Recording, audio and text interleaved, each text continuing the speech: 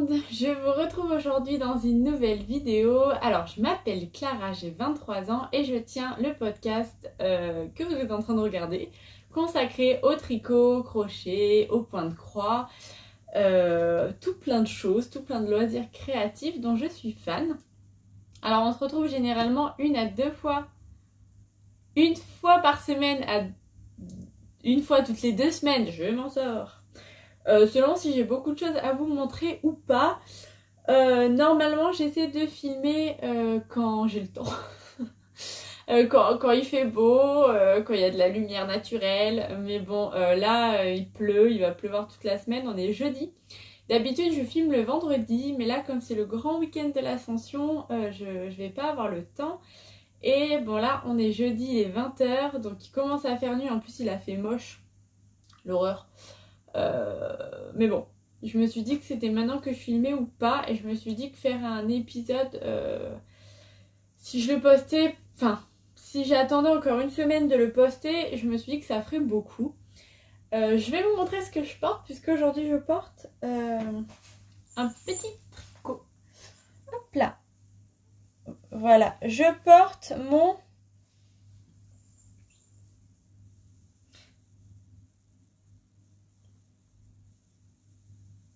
Je me souviens plus des noms, mais je pense que vous le reconnaîtrez. C'est un modèle qui est très très courant, qui a beaucoup été fait, que j'ai pas fait manche longue, mais que j'ai fait avec des petites manches roulottées, parce que je trouvais le détail sympa, et que ça faisait roulotter point mousse, et que ça rappelle les détails. Hop, vous voyez rien du tout. Tac, donc il est crop, mais là comme il faisait moche, et j'ai mis un t-shirt en dessous. Et je vais vous raconter quelque chose. Je suis allée à la foire de la laine à Gassin aujourd'hui avec un copain à moi qui descend de Paris. Et donc on allait à la foire de la laine à Gassin tous les deux. Et j'ai une dame qui m'a arrêtée pour me demander si c'était moi qui l'avais tricoté. Et j'étais très fière de lui dire oui.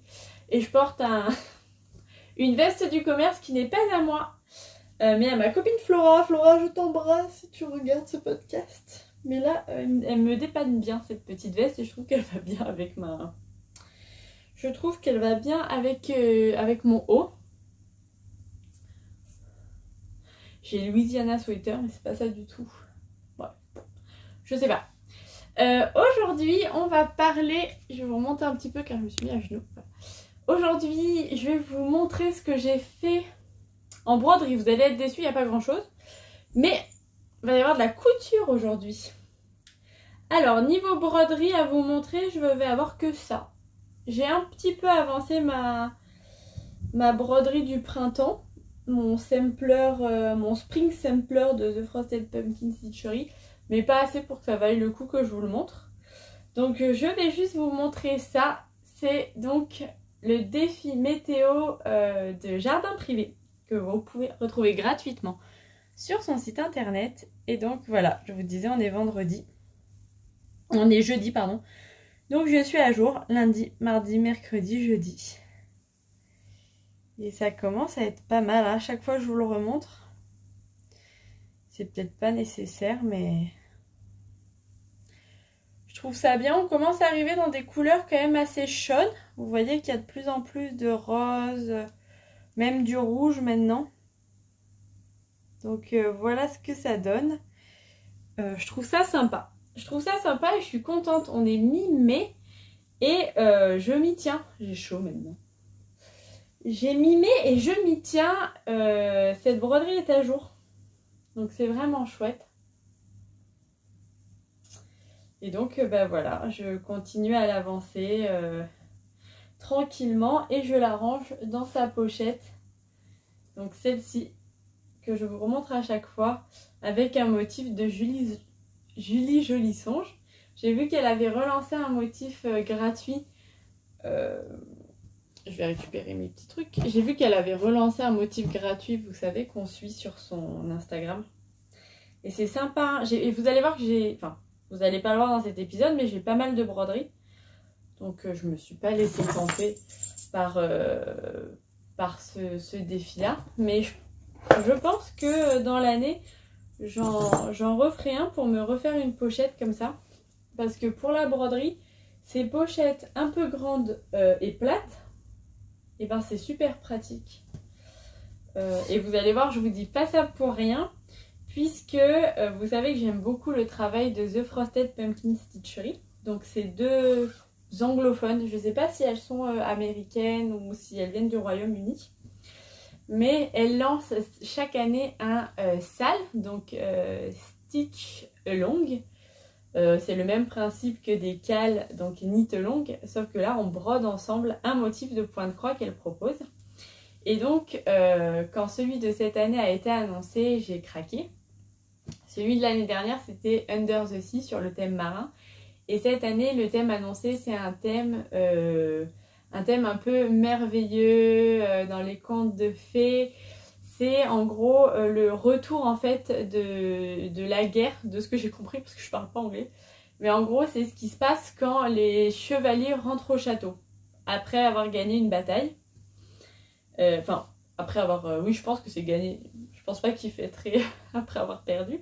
Mais donc on va être dans un monde merveilleux. On a eu des petits indices et ça avait l'air chouette comme tout. Et il me manquait une pochette en fait, un sac à projet de broderie. Parce que vous voyez les sacs à projet de tricot, j'aime bien qu'ils aient cette forme là, large.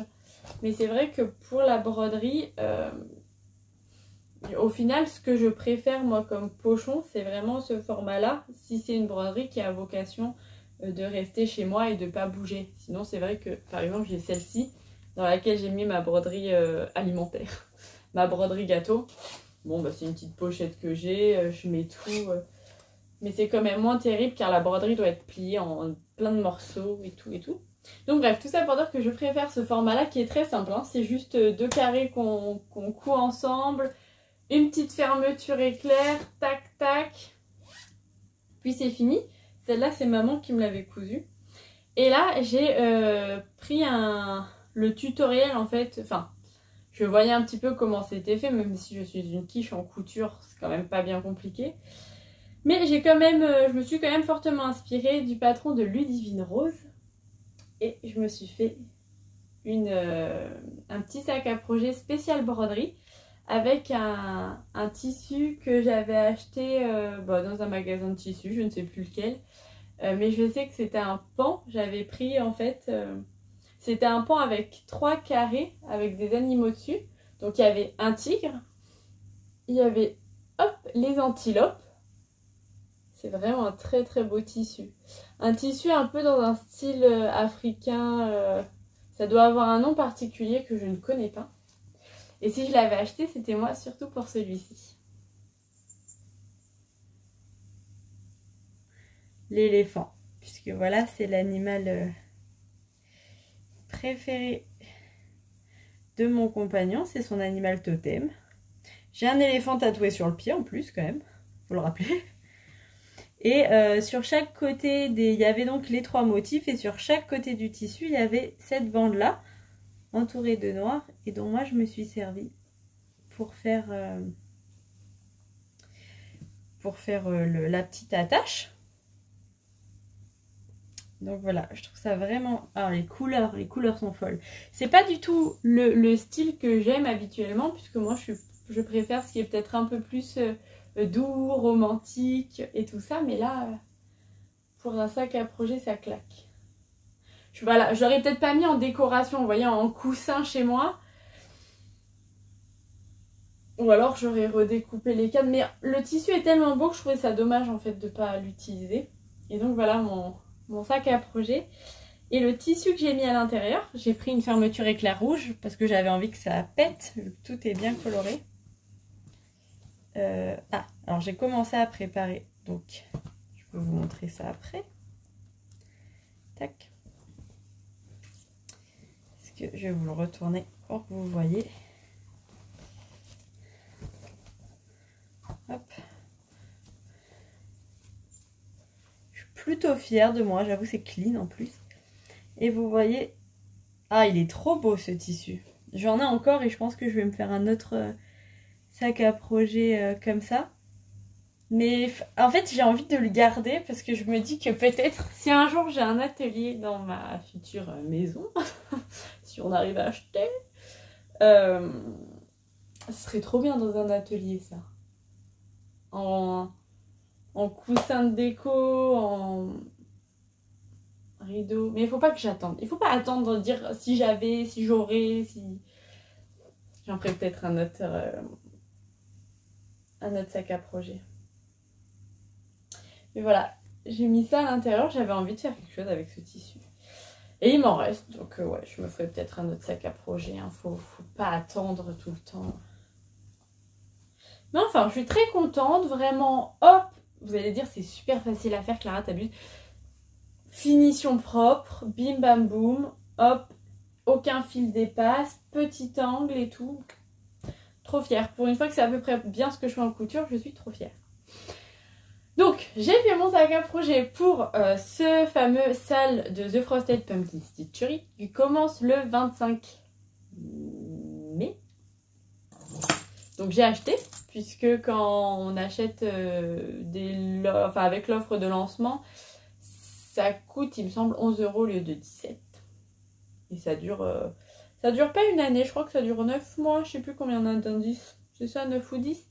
Donc ça dure quand même un bon temps dans l'année et on a un indice tous les mois, enfin à peu près. Là c'est plus toutes les 3-4 semaines. Et j'ai commencé à préparer, donc j'ai coupé ma toile. Je ne sais pas quelle largeur c'est. Je regarde pas mal de vlogs de broderie, de points de croix, notamment de Ma Vie Normale. Donc d'Angélique, j'aime beaucoup ses vidéos. Je la suivais déjà quand je faisais de la pâte Fimo, alors ça remonte, hein. J'avais peut-être 12-13 ans et je la suivais déjà parce qu'elle faisait de la pâte Fimo aussi. Et je l'ai redécouvert et elle s'est mise au point de croix au final. Et alors elle, quand elle parle, elle dit du 18 CT, du 14 CT. C'est fin mais pas trop, donc ça doit peut-être être du 18. Non, du 14. Je sais pas trop. J'ai coupé mon morceau demandé en calculant avec le nombre de points qu'il disait. Un petit aimant à aiguille poussière d'étoile, il est beau. Parce que les aimants à aiguille, c'est vraiment trop beau. Je pense que je suis arrivée au max de nombre de projets broderie que je ferai en simultané. Parce que là, j'en ai 1, 2, j'en ai 4 et ça suffit. Et j'ai fait une sélection de fils. Alors, moi, je prends pas les fils qui sont recommandés, puisque c'est des fils que je chine sur des brocantes. Je sais pas si vous voyez. Des puces et tout ça. Donc, de 1, j'ai pas tous les fils DMC qu'il faut. Et puis, la plupart, souvent, c'est pas des fils DMC. Mais ça fait quand même une sacrée petite collection. Donc, voilà, j'ai fait mes petits choix. Et il n'y a plus qu'à. Il n'y a plus qu'à, j'attends que ça commence. Ça m'en rajoutera un en plus, écoutez. Mais bon. La broderie, ça me stresse moins d'avoir beaucoup d'encours broderie par rapport au tricot. Tricot, j'aime pas avoir beaucoup d'encours tricot, ça me stresse. Mais donc, voilà pour ça. Donc, voilà mon petit projet terminé pour un projet à venir. Mon petit sac à projet. Trop contente. Et je suis en train d'ailleurs de coudre un grand tote bag avec la broderie Under the Sea. Je pense que je l'aurai fini au prochain podcast. J'ai trop hâte. J'ai trop hâte de l'avoir fini. Ce sera mon sac de plage. J'ai mis la broderie et par-dessus, je vous montrerai, hein, j'ai mis un... Vous avez un genre de film qu'on met sur les nappes transparents. Et j'ai cousu après des bandes de tissu autour pour bien plaquer ma matière transparente. Et ça rend bien. Enfin, moi, j'ai pas encore fini le sac, mais j'étais contente. Au moins, ça protégera ma broderie si je vais à la plage. J'avais un peu peur que ça m'abîme tout. Et je me suis fait un énorme tote bag puisque j'emmène ma vie à la plage. Voilà. Voilà pour ça. Donc, pour la broderie et la couture. Et maintenant, j'ai plus que 2... Je vous montrerai les achats après. J'ai 2 projets à vous montrer que vous n'avez pas vu puisque c'est 2 projets que j'ai commencé. Le premier, il est mouillé. Vous allez voir, il n'est pas du tout fini mais il est déjà mouillé. Il va falloir que j'attende qu'il sèche. C'est un test que je fais pour Renard endormi. Donc on doit avoir fini, c'est un test chaussettes. Et on doit avoir fini une chaussette pour le 31 mai. Donc je pense que ça devrait aller. Hop, attendez, je remets ça bien. C'est vraiment c'est mon premier test tricot. Alors je suis un peu... j'ai pas envie d'être en retard. Mais j'ai eu un petit peu peur puisque vous allez voir que c'est sa paire tournesol et je m'étais pas rendu compte que au niveau du jacquard, il y a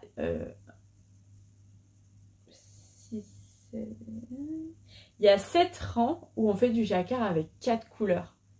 Et moi je croise pas mes fils encore. C'est pas bien, je sais. Ce n'est pas bien. Mais voilà, là je croise pas mes fils.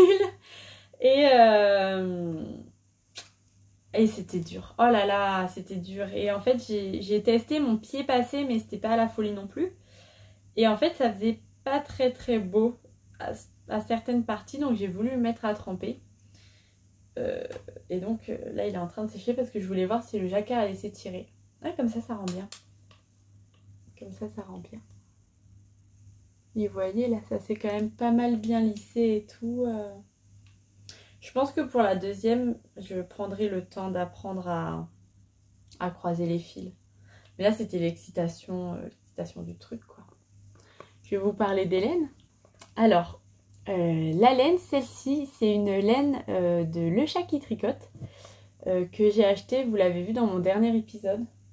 Aussitôt acheté, aussitôt bobiné. C'est le kit à chaussettes du chat. Donc la première, moi j'ai pris juste la Félicette.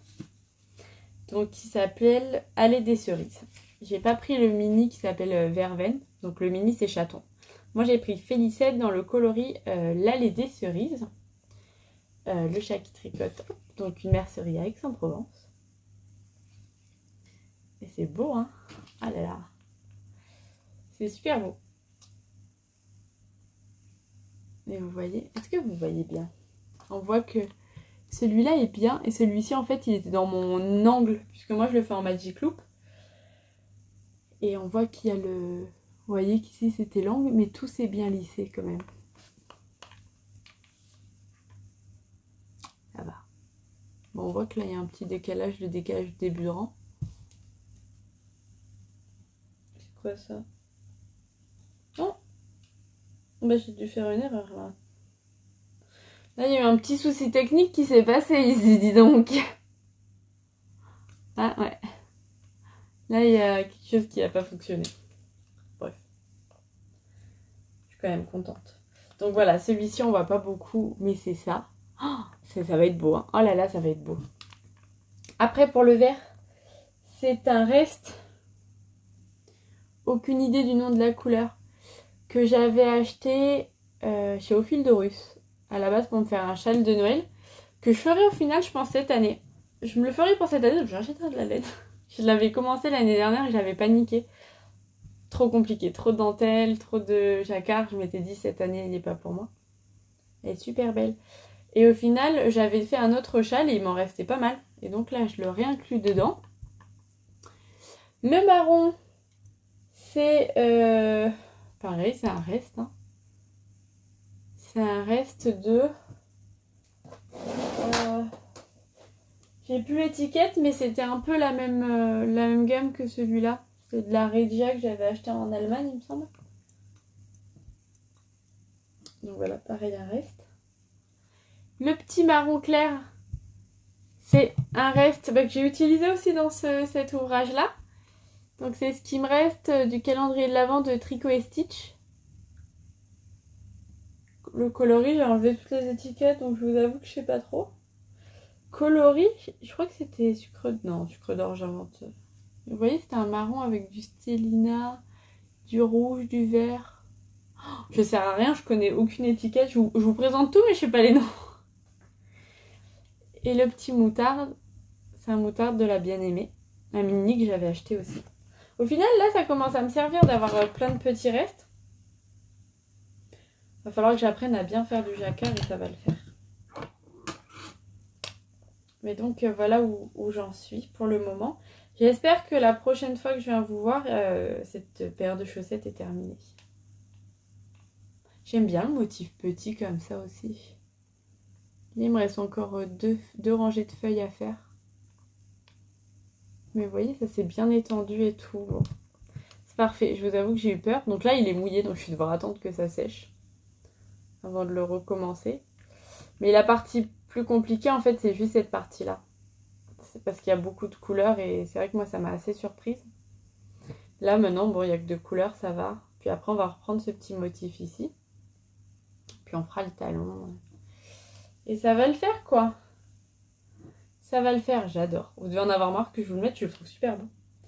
Donc voilà mon projet en cours du moment. Qui est en complément d'un autre projet. Mais en ce moment, j'ai envie de faire des chaussettes. Ah là là, un truc de fou. Et vous allez voir que le projet que je vais vous montrer, il a bien avancé aussi. Hein. Vous l'avez même pas vu commencer, je crois. Je vous en avais parlé il y a 2 semaines, mais je l'avais pas commencé. J'ai commencé le gilet. Il y a tout qui tombe. Ah oui, il n'y a pas d'image, mince. Bon. Le gilet coquille. Je l'ai commencé avec Juju Tricote sur Instagram. On s'est dit qu'on allait faire ça ensemble parce que ça fait longtemps qu'elle avait envie de le tricoter aussi. Et moi aussi, et à chaque fois d'autres projets passaient devant. Et là, on s'est dit, bon, bah vas-y, on commence à 2, comme ça, c'est plus motivant. Et vous allez voir que Clara, qui ne sait pas lire des patrons, le retour, hein, puisque j'en suis, hop, ici. Donc, j'ai rassemblé le dos et les devants. Et j'ai un petit peu tricoté. Ah, mon père et son collègue s'en vont. Et vous allez voir, Clara le boulet. Alors, c'est un motif, le motif coquille, qui est vraiment accessible aux débutantes, je pense. Très simple, super sympa, hyper gratifiant à faire. On a hyper envie d'avancer vite. Parce que ce qu'on fait, c'est qu'on commence par le dos. Donc, on commence par le dos. On fait un petit peu des rangs raccourcis. Donc, j'ai appris une méthode pour faire les rangs raccourcis. C'est le premier projet que je fais avec des rangs raccourcis. Ouais. Et là, il y avait la méthode présentée, super, super claire et tout, trop contente. Après, on enchaîne sur 3 lignes de motifs. Vous voyez rien, mais bon. Donc jusque-là, tout va bien. Ok, on a fait notre dos, nos 3 sections de motifs. Parfait. On passe au devant maintenant. Et là, normalement, il faut faire les rangs raccourcis et en même temps les motifs. J'ai essayé, j'ai pas réussi. Ça faisait un motif tout décalé, tout moche. Donc ce que j'ai fait, au final, c'est que j'ai fait les rangs raccourcis. Et une fois terminé, j'ai commencé les motifs. Ce qui fait que j'ai plus de rangs en fait devant que ce que j'aurais dû avoir normalement. Donc j'ai dû rajouter des rangs, mais bon, au final, je pense que en fait les devants devaient un peu passer comme ça, avec le dos un peu plus à l'arrière. Et au final, moi, ça fait moite-moite. C'est pas dérangeant, et quand j'ai regardé sur Ravelry, je pense que les filles faisaient ça aussi. Enfin, les filles, les femmes faisaient ça aussi. Donc j'ai fait mes rangs raccourcis. Et j'ai fait pareil, il y avait 3 sections de motifs à faire. Ma première, ma deuxième. Et là, la troisième, vous allez voir qu'il y a un trou. Et oui, il y a un trou parce qu'ici, normalement, il devrait y avoir un motif des 2 côtés. Là et là. Et oui, mais moi j'ai mal lu, j'ai mal entouré dans le patron. Et je parlais du coup à Juju Tricote et je lui disais, mais je comprends pas. Mais j'avais trop envie de tricoter, donc je tricotais en même temps, ça servait à rien ce que je disais. Mais je lui disais, je comprends pas. D'un côté, il faut pas que je mette de motifs, donc j'ai tout fait. Et arrivé de l'autre côté à la fin, il me demandait de faire 2 motifs au lieu d'un. J'étais là, mais c'est bizarre. Et en fait, elle m'a dit, Clara, tu as mal lu. Tu as sauté une ligne. Donc oui, j'avais sauté une ligne, exactement. Donc écoutez, c'est pas grave, hein. Je me suis dit, bon tant pis. Il me manquera un motif. Est-ce qu'il faut... Oh, il n'y a que les tricoteuses aguerries qui seront. Ici, voilà. Ici, il aurait dû avoir un motif. C'est pas grave. Voilà. Bon. Et au final, du coup, là, je tricote. Je vais avoir un autre motif qui va se passer ici. Et puis après, j'en aurai un là et donc un là. Et j'aurai un petit trou ici. C'est pas grave. Donc voilà, j'ai séparé les manches du devant. Les manches, j'ai séparé. J'ai rassemblé tout ça. Vous voyez, j'ai pas tricoté grand chose. Parce que du coup, j'ai commencé le test et ça me prend beaucoup de temps, le test. Celui-ci, vraiment en une semaine, il m'a fallu... J'ai commencé le dimanche et le dimanche d'après, j'avais le dos et les deux devant. Et donc cette semaine, on est jeudi, j'ai fait que ça. J'ai fait que ça, mais c'est parce que je voulais tester ça, j'ai peur d'être en retard. Bon, au final, ça va aller. Mais voilà. Ce soir, je vais me concentrer là-dessus. C'est un bonheur à tricoter. Je pense que je le referai dans des couleurs automnales. Genre orange, un peu brique, terre cuite, un peu poilu. Dans des belles matières en fait. Je pense que je me le ferai dans des belles matières ou alors en combinant mohair et une fingering et un mohair. Puisque là, ce que j'utilise, c'est de la laine que j'ai chinée. Donc j'avais, avec maman, là, on l'avait acheté, je crois, 8 € les 7 pelotes.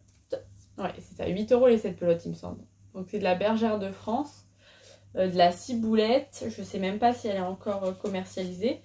Et elle est à 75% acrylique courtelle et 25% de laine peignée. C'est pas mal d'acrylique, ça doit pas être trop chaud. Donc je me dis que pour le printemps, pour que je rentre la veste rose à ma copine, je me dis que ça ira bien. La couleur est très belle. Ah, j'ai hâte.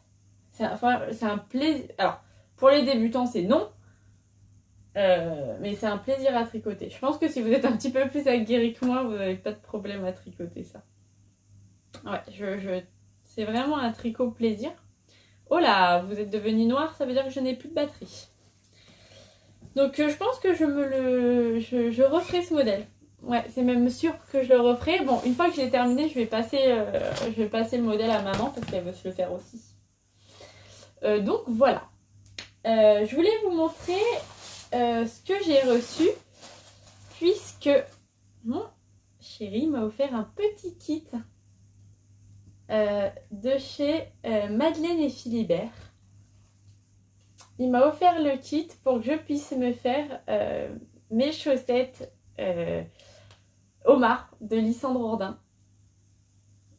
Comme ça on aura les mêmes, enfin on n'aura pas les mêmes chaussettes, mais on aura des chaussettes de la même collection. Donc je pense que je ferai les paires qui sont présentées sur le site, c'est-à-dire les cabanes. Puisque pour lui j'ai fait une chaussette crabe, une chaussette Omar, et moi je me ferai les cabanes avec ce très beau coloris. Guy Béron. Donc c'est de la laine à chaussettes. Ça c'est le coloris, donc Guy Béron, il est trop beau. Oh là là, incroyable. Ça c'est le coloris Ajaccio, un crème. Et ça c'est le coloris Terre Inconnue. J'adore Terre Inconnue. Oh, et c'est doux. Mais c'est d'une douceur. C'est un truc de dingue. Hein. 75% mérino super et 25% nylon. Oh, c'est doux. Ça, je me les garde pour quand ce sera les vacances, quoi, juillet-août. Ça, juillet-août, ce sera ma paire de l'été. Et aujourd'hui, j'ai acheté autre chose, puisqu'on était donc à la foire de la laine. Et j'ai pris une laine filet main. C'est un truc de fou. Faut que je me dépêche, j'ai plus de batterie là, ça craint. Voilà, je vous mets, c'est une laine... Il n'y a pas grand chose. Hein. Il y a 144 mètres. Je l'ai payé 14,50 €. En fait, c'était 1 € les 10 mètres, il me semble. En mérino. Et c'est fait par l'association La Fibre Textile. Et en fait, je me dis que ça, dans un jacquard... Pareil, on avait chiné avec maman. Je vous sors ça. Dans des puces des couturières, on avait chiné cette laine Opéra de chez Cheval Blanc. Et je me dis que pour faire dans un jacquard, vous savez le jacquard hyper connu de... C'est le Long avec Anna qui le fait, je pense. où c'est un pull tout simple et il y a juste 2 bandes de jacquard, un peu esprit feuille. Et je me dis que ça ira très très bien. C'est la femme à qui je l'ai acheté m'a montré, elle était en train de faire enfin elle avait fait un pull en jacquard avec du jacquard comme ça filet main. Bon, là j'en aurais pas assez pour faire tout un pull, mais c'était beau, il était vert, le sien vert et jaune. Ça irait bien, hein. J'ai envie maintenant j'ai envie de finir ma veste pour commencer ce pull. Mais on ne va pas porter de pull avant très longtemps. C'est pas très intelligent de ma part. Mais donc voilà. Voilà pour ce que j'avais à vous présenter. J'aurais de quoi vous parler encore, mais j'ai plus de